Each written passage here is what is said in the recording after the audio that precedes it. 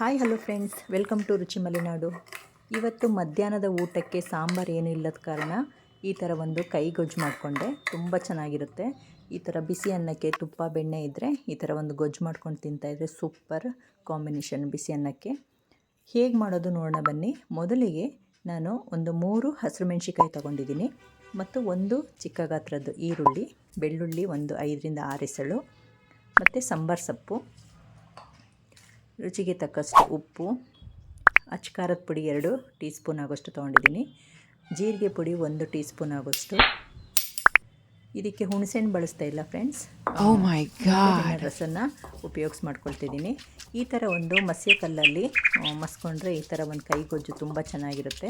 5 ನಿಮಿಷದಲ್ಲಿ ಈ ಥರ ಒಂದು ಗೊಜ್ಜು ಮಾಡಿಕೊಂಡು ಬಿಸಿ ಅನ್ನದ ಜೊತೆ ನಾವು ಊಟ ಮಾಡ್ಬೋದು. ತುಂಬ ಚೆನ್ನಾಗಿರುತ್ತೆ. ಸಾಂಬಾರು ಏನು ಇಲ್ಲದ ಸಮಯದಲ್ಲಿ ಈ ಥರ ಒಂದು ಮಾಡಿ ನೋಡ್ಕೊಳ್ಳಿ, ಸೂಪರಾಗಿರುತ್ತೆ. ಈ ಥರ ಒಂದು ಮಸಿಯ ಕಲ್ಲಲ್ಲಿ ಮಾಡಿಸ್ಕೊಂಡ್ರೆ ಇಲ್ವಾ ತಿರುವ ಕಲ್ಲಲ್ಲಿ ಆಡಿಸ್ಕೊಂಡ್ರೆ ಈ ಥರ ಗೊಜ್ಜುಗಳು ತುಂಬ ಟೇಸ್ಟಾಗಿರುತ್ತೆ. ಕಾಯಿ ಏನೂ ಹಾಕೋಂಗಿಲ್ಲ, ಇದಕ್ಕೆ ಹುಣಸೆಹಣ್ಣು ಸಹ ನಾನು ಹಾಕಿಲ್ಲ. ಇದು ನಿಂಬೆಹಣ್ಣು ರಸನ ಹಿಂಡ್ಕೊಳ್ತೀನಿ. ಚಿಕ್ಕದಾಗಿ ಒಂದು ಒಗ್ಗರಣೆ ಮಾಡ್ಕೊಳ್ಳೋಣ. ಸ್ವಲ್ಪ ಎಣ್ಣೆ, ಸಾಸಿವೆ, ಜೀರಿಗೆ, ಸ್ವಲ್ಪ ಇಂಗು ಹಾಕ್ಕೊಂಡು ಈ ಒಂದು ಗೊಜ್ಜಿಗೆ ಸೇರಿಸ್ಕೊಳ್ಳೋಣ. ನಂತರ ಸ್ವಲ್ಪ ಅರ್ಧ ನಿಂಬೆ ಹಣ್ಣಿನ ರಸ ಹಾಕ್ಕೊಂಡು ಬಿಸಿ ಅನ್ನದ ಜೊತೆ ಊಟ ಮಾಡಿದ್ರೆ ಊಟ ಅಂತೂ ಸೂಪರ್. ನೋಡಿದ್ರಲ್ಲ ಫ್ರೆಂಡ್ಸ್ ಹೇಗೆ ಮಾಡೋದು. ನೀವು ಇದೇ ಥರ 5 ನಿಮಿಷದಲ್ಲಿ ನೀವು ದಿಢೀರಂತ ಮಾಡ್ಕೋಬೋದು.